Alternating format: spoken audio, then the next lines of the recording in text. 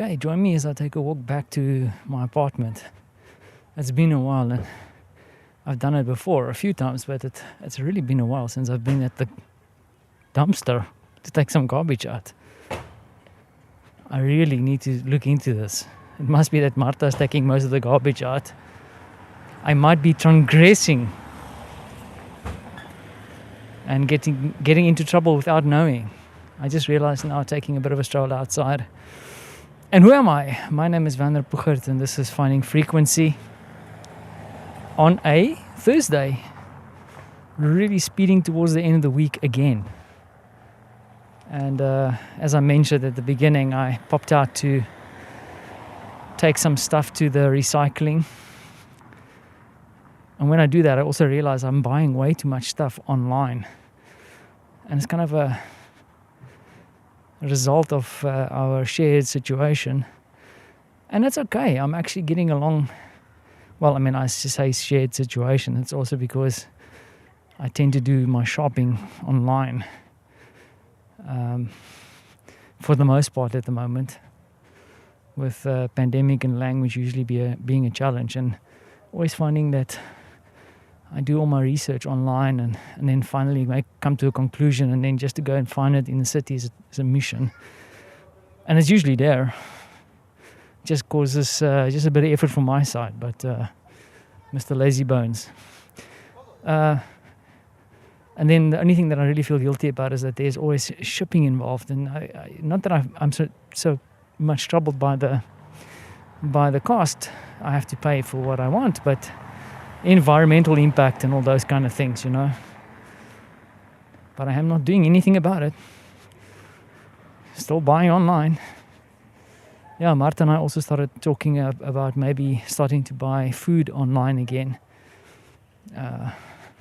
Haven't really pulled the trigger on that idea, but it might happen. Looking around us, that there's definitely a tightening of what do you call it? Rules and self-quarantine vibes. So we might have to start looking into avoiding the shops altogether. But for now, we're just continuing on, I guess. So, but we are talking about it. We're also talking about maybe getting a little office for us to share, because I kind of feel like this working from home thing is cool and I've gotten used to it, but it's not entirely the right thing. I think I think also from a work perspective, it's not super healthy. I kind of get up, brush my teeth, grab a coffee and start working, and then start working till I switch the light off and go to bed. And Martha's kind of doing the same thing. I think it's also a result of our, once again, shared situation. And of course, you can set up all kinds of rules and be a bit more, you know, what is the word? I'm really struggling to find words today. But anyway, you have to set yourself these goals and then go ahead. Willpower, that's what I'm looking for. Failure of willpower. But the thing is, I feel like I'm more effective when I have little rituals and I start turning things into a habit, and then I start doing it more properly. I'm really sorry. This is one of those rambling episodes. What else can I tell you? Well, I'm walking outside and I'm not rushing to go back. It's strangely quite nice out. Got 2 jackets on, thin ones. Sun is out, a little bit cloudy, and sun was out for the most part of the day. Really nice. Let me tell you, if it's going to be like this over the weekend, we might go out to a park or to somewhere just to get some fresh air and enjoy this vibe. Because being cooped up in the flat is not really conducive to creativity, if I might say so myself. Yeah, so I'm kind of heading home. Got a few meetings, and I'm running a little virtual event in 2 hours' time for a client. And it looks like there might be another client on the horizon.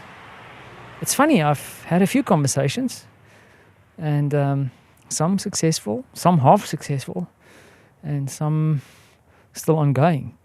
And I'm not so worried about the successful and the dollar signs.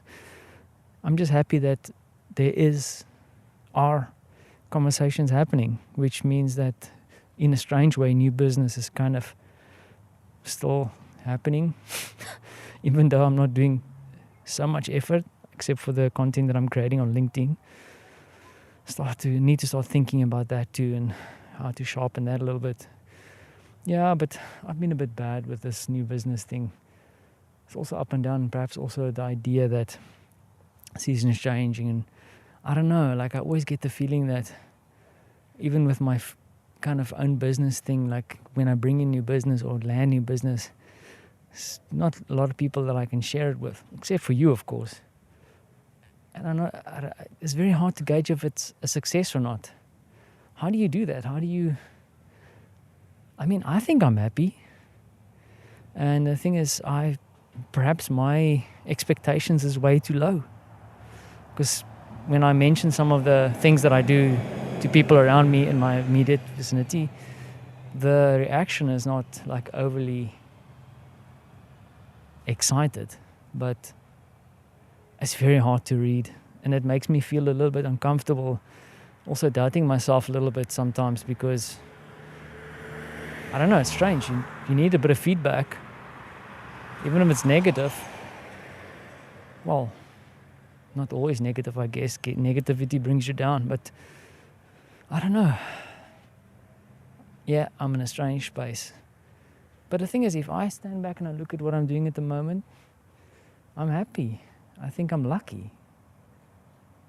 Every time I pick up this microphone and I look around me and I look at where I am and I look upstairs there in my little apartment and I look at my son and my wife, and I feel like I'm more than just lucky, I'm privileged. Anyway, got too much to think about again today. Maybe it's because I'm standing out here talking into my little microphone rather than sitting behind my keyboard being busy. I'll leave it there. I'd like to know how you judge your success. What does success mean for you?